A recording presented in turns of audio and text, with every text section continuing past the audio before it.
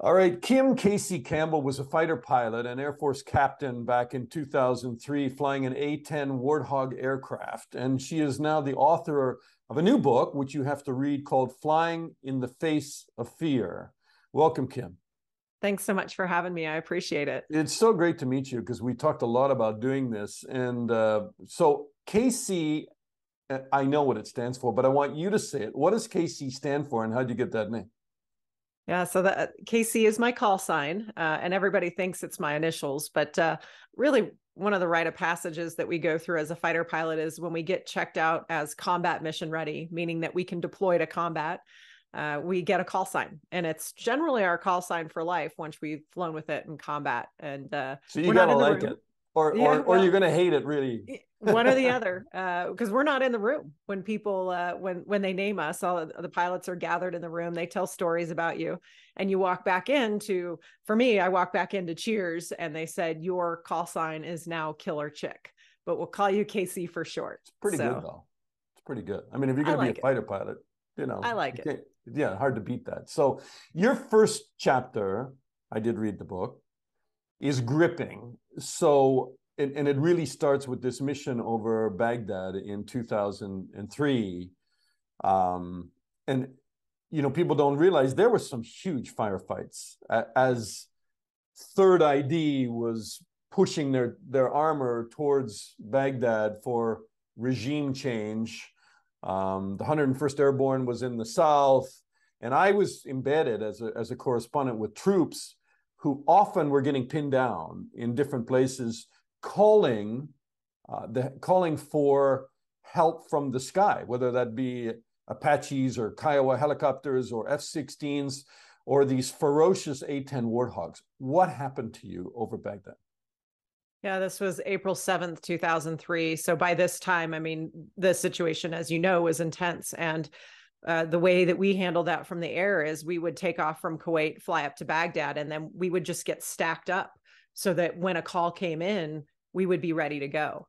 And on April 7th, we were doing just as we always did, ready to support troops on the ground. Unfortunately, April 7th was a day of poor weather over Baghdad, and we couldn't actually see the ground below initially. And we got a call that our troops were taking fire. They needed immediate assistance. This was a part of the Third ID, that they were along the Tigris River, hunkered down, awaiting resupply, and members of the Iraqi Republican Guard were firing rocket-propelled grenades into our troops. We got that call for fire, and we plotted everything on our maps. And since we couldn't see the ground below, couldn't see it, and just proceeded over to the target area, tried to get in there as quickly as possible. And then found a hole in the clouds and got down below the weather. And I think this was a little bit surreal for me, actually seeing a firefight from the air that low. I mean, I could see the smoke and tracers going back and forth across the river. I mean, it was very surreal in that this is everything that we train for, everything that we plan for. And yet we're on a mission to try to get in there as quickly as possible. Surreal, and you're doing what speed at that point?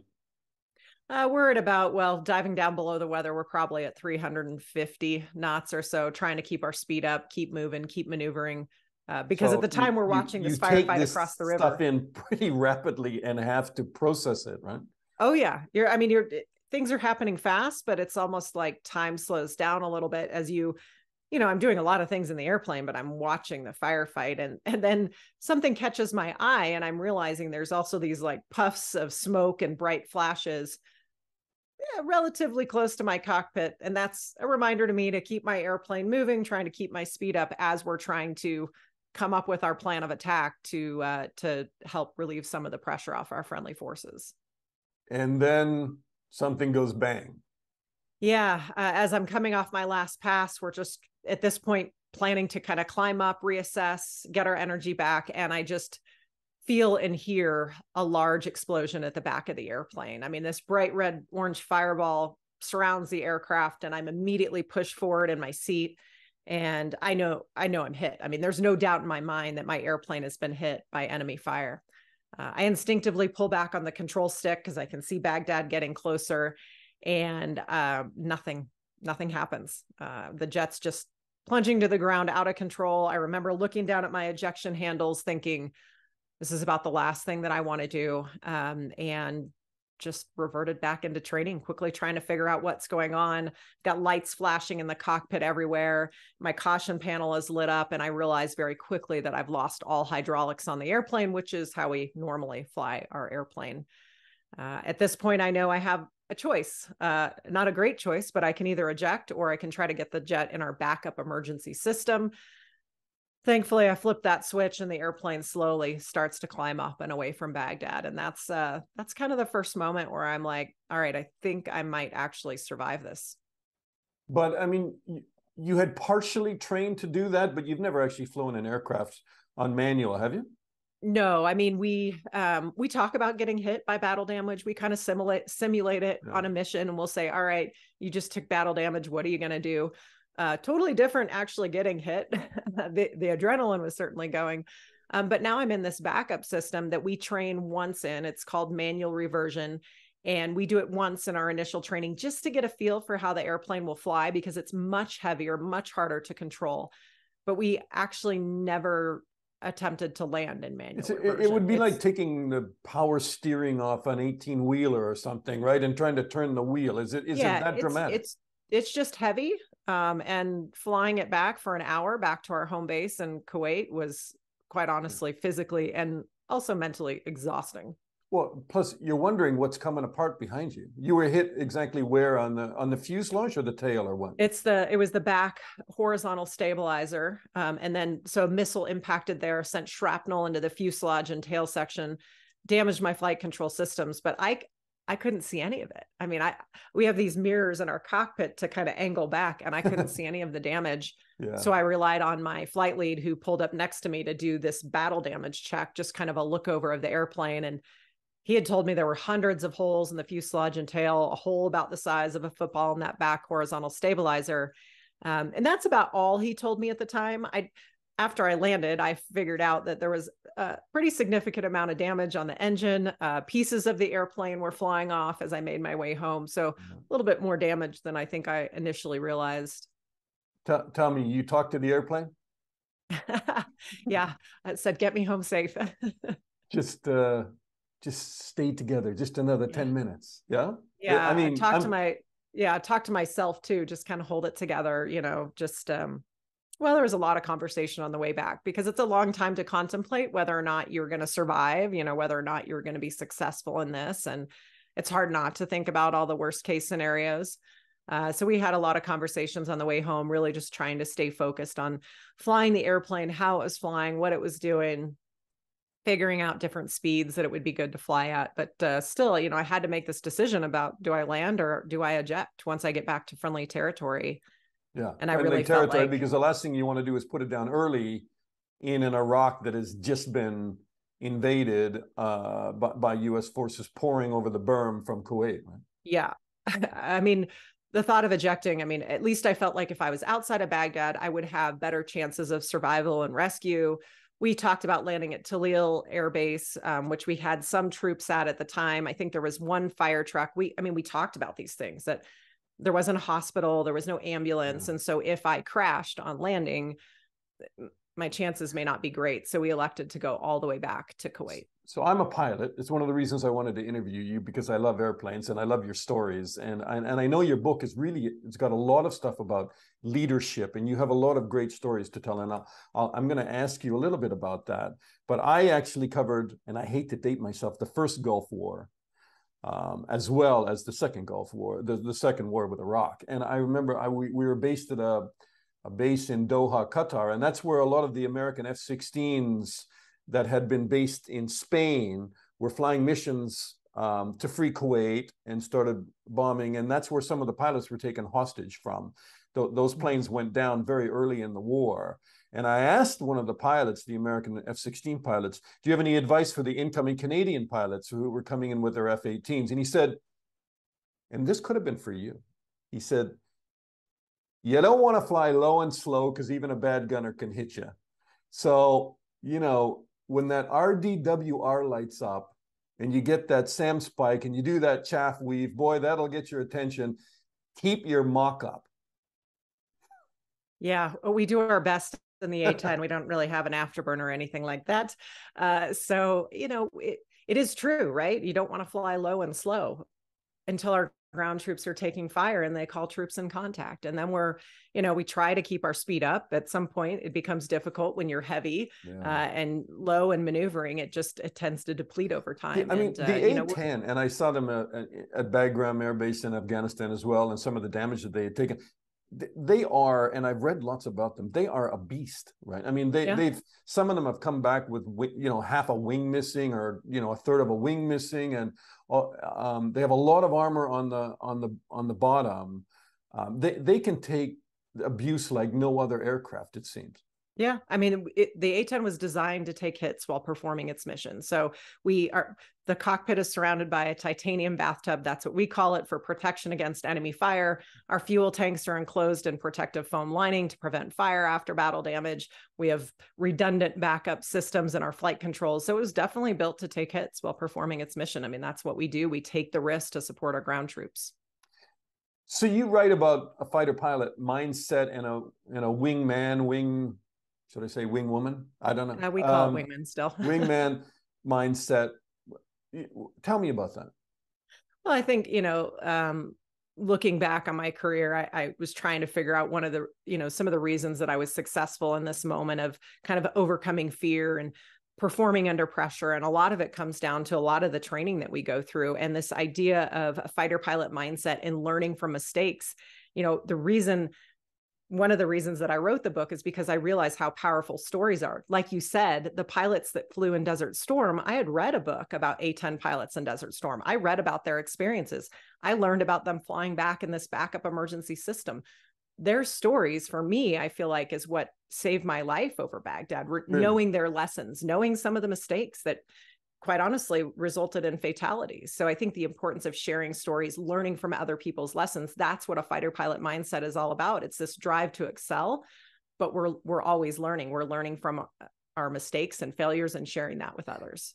It's so interesting because I've heard you talk about this in some other interviews that you've done. And pilots have massive egos. I mean, there is just, you don't have to see the Top Gun movie to get a glimpse of that, but I've spent lots of times at air bases, and there's a lot of testosterone running around. There's a lot of big egos. And yet you talk about the camaraderie and the ability to learn and rely on one another. And it's interesting because even in a corporate environment, right, you have some pretty big egos running around, but I don't think they're always open, and they don't always perform well with big egos. So how do you strike a balance between confidence, determination, but really working with other people? Yeah, to me, competence, credibility is essential. There's some ego involved in that, but you also have to be willing to set your ego aside. I think this applies in aviation and it applies in business as well. Like, can you set your ego aside and learn from other people, listen to other people, know that you don't always have the answers and know the best way to do it? We teach at the Air Force Weapons School, and what we teach all of our instructors in the fighter community is that the best instructors, the best pilots, tend to be humble, approachable, and credible. Right. And that kind of goes counter to this idea of ego, but it's the idea of humility and learning from others, being willing to admit mistakes, being approachable so other people will come ask you questions and you're willing to share with them. And then obviously credibility. So I think, there is just a balance, and the best pilots, the best instructors, the best leaders I've seen can be humble, approachable, and credible. You said that small errors matter, precision matters, and you have to fight to improve. Yeah. Absolutely. I mean, I look back in some of my early flying days and some of the lessons that I learned. I mean, they were seemingly small errors, but sometimes those small errors can have a big impact. And it's this focus on attention to detail, always trying to get better. We do that through what we call a fighter pilot debrief after every mission. We do talk about some of the things we did well so that we can repeat them, but we also really drill down into those mistakes. What was the root cause? What did we learn? What you're touching on is so important. And I think, look, I've been embedded as a reporter with Russian forces, believe it or not, in Chechnya, British forces, Canadian forces, I think the one thing that is really, I don't know if it's exclusive, but it's been mastered by the American military, are these after action meetings and reports where they say what went wrong. And in any other army, if you sit around criticizing your commander, you'll be court-martialed, or, you know, nobody does that. But in fact, the American military, whether it's the Air Force or the Army, and I imagine it applies to the Navy as well, they're able to sit afterwards and say, you know what, we didn't get it right. And here's what went wrong. And here's what we needed to do better. And everybody's allowed to speak around that table. It's pretty, I'm sure it doesn't always work that way, but it's pretty remarkable when it does. Yeah. I mean, we talk about checking our rank at the door, right? Checking our ego at the door so that the youngest, least experienced junior members can provide feedback to the more senior members in the flight. I mean, I've seen it happen, and it allows us to learn from mistakes and constantly get better. Pilots know that nothing goes according to plan. And you could apply that, you know, in anybody's career, almost anywhere. And how do you capitalize on that? How do you change gears? How do you have the mindset in the middle of something that you've planned for and you've told others it's going to go this way, and then suddenly it's going pear-shaped? Yeah, I think what I've learned is that nothing ever goes according to plan, right? We tend to build a really great plan, and then something happens, the weather, the enemy, you name it. This happens in life too. And you've got to be able to adapt and adjust. For me, the way where I've been successful there is I put in the work, you know, I prepare, we practice, we talk through these things, and then we plan for contingencies, right? We think about those things that could go wrong. And most importantly, what are we going to do in that moment? How will we adapt? How will we overcome? We think about that worst case scenario and what we will do. And you've had bad days, and you've spoken about it.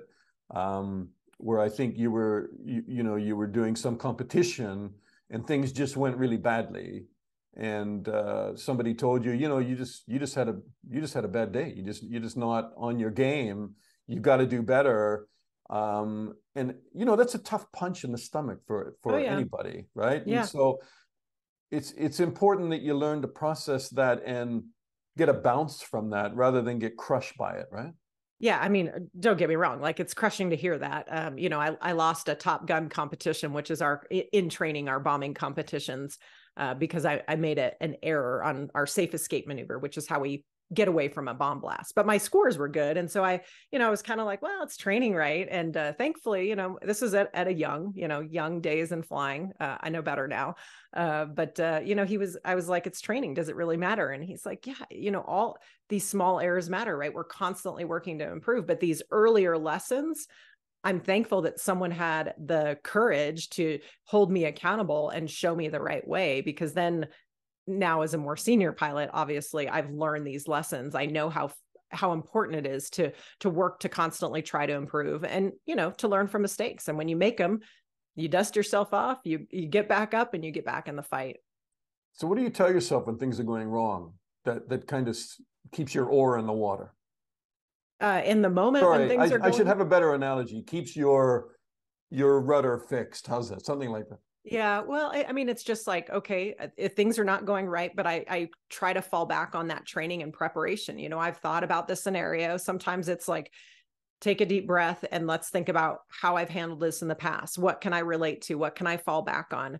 And that planning for contingencies piece, that's why it's so important, because you can, you know, it may not be going your way, whether it's, you know, a mission over Baghdad or a presentation in life. It may not be going your right way, but how do you recover? You know, how do you take that deep breath, fall back on the training, and kind of redirect and adapt? I bet you your toughest mission is the one that you're on now, is raising 2 kids. Yes, I have 2 boys. They're 10 and 14. So raising a teenager is by far one of the hardest things I've ever done. Yeah. You and me both. How do you kind of take that tough fighter pilot mom, motivate them, but not crush them? Well, you know, it's funny. I try to talk to my kids about a lot of the same things. I mean, there's so much concern over failure, making mistakes, and they really struggle about, you know, kind of doing those things. And it's just a reminder, you know, hey, you're going to make mistakes. You're going to fail at some point. the key is that you're ready in that moment. You know how to get back up again. You know how to know that it doesn't define you. It's just something that you need to learn from and then move on. It's easier said than done. I mean, it's advice I continue to remind myself about as well. Yeah, yeah. Kids are complex, and every one of them is different. And the two boys are probably, I have two boys as well. So, and I know each one is very, very different, and how you approach that. You take a deep breath and try again, right?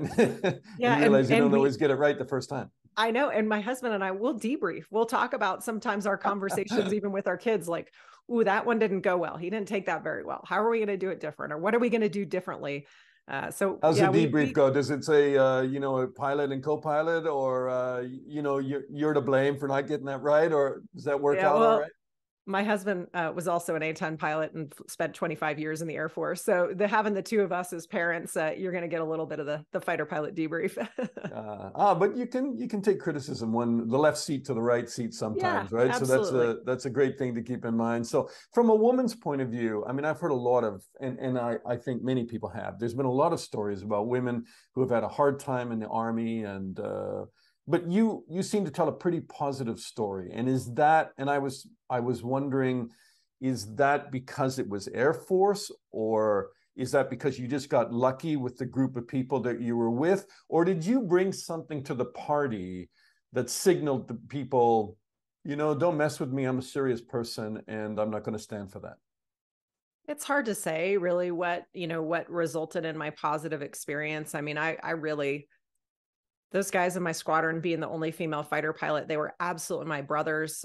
They looked out for me. I looked out for them. I think part of it is, walking into that fighter squadron, knowing I was going to be the only female fighter pilot. I just went in with this mindset. One, I did put a lot of pressure on myself, but I also used that pressure in terms of, I just wanted to be credible and capable on the airplane. I wanted to be a good team player and have a good attitude.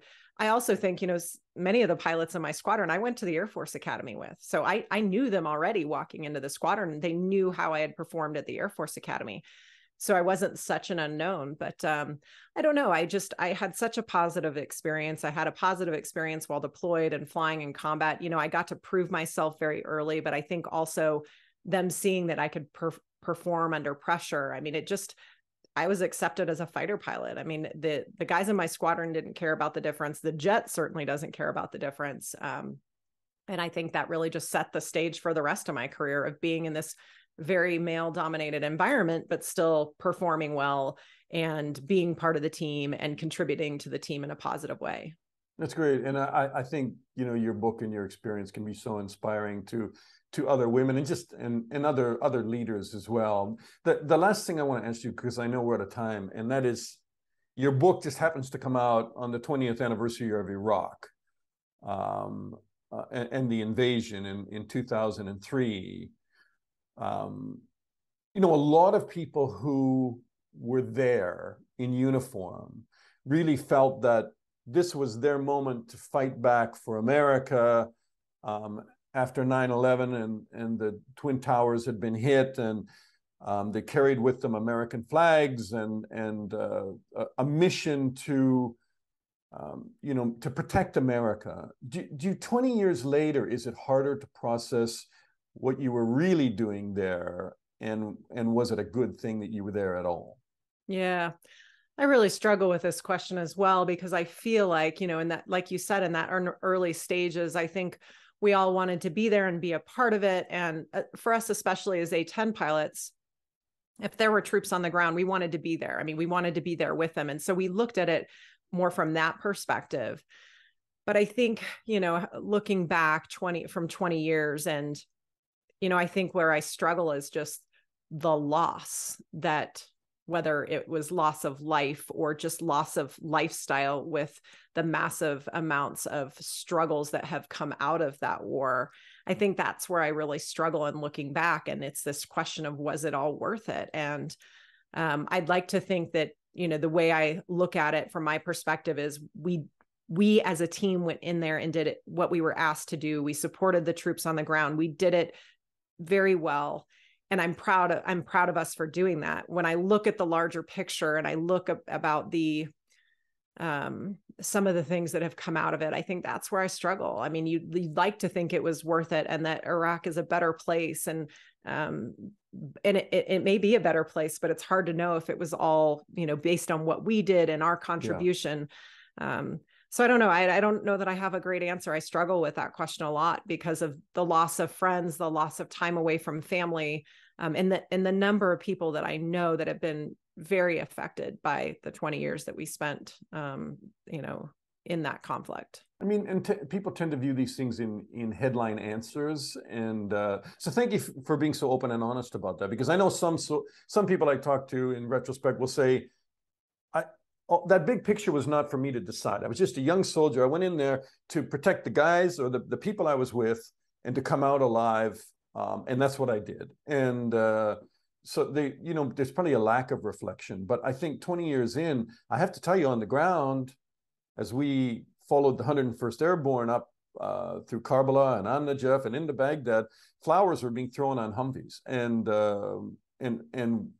people were immensely happy to be liberated from Saddam Hussein. Now, what happened after that is a very big, much bigger story that we'll leave for the politicians and the historians really now to write about, because there were lots of right-hand turns after that. But the initial invasion, I mean, to many people was a ticket to freedom and liberation.